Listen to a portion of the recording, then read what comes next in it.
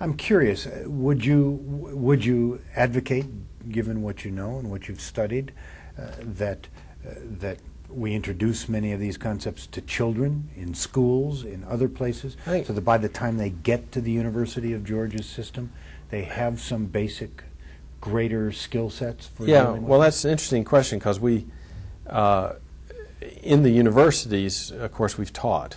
And we've taught these things to students, and we've taught them to administrators and all that kind of stuff.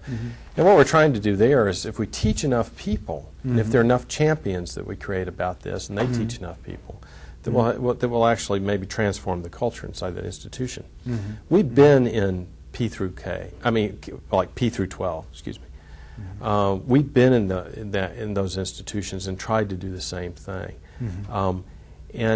Frankly, where we've been in that, where there are real problems in terms of conflict and such, dyadic conflict among students and all that kind of stuff,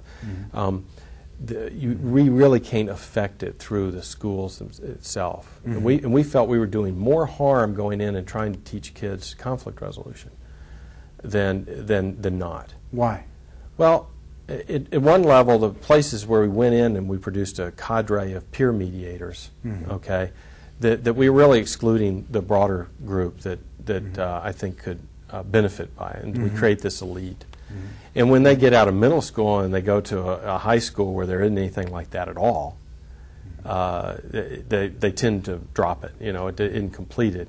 What you really need is you need institutional structures that let that stuff, constructive stuff, happen. So we know that children, in fact, we've funded some research where someone who was working with Frans de Waal followed very small children in their conflicts and filmed it, and they engage in reconciliatory behavior naturally, automatically after a brief altercation. I think the key is, how do we encourage a behavior that's already there? What do we do as adults where we teach children and all? And I don't think it's taking them into a classroom that's called conflict resolution that we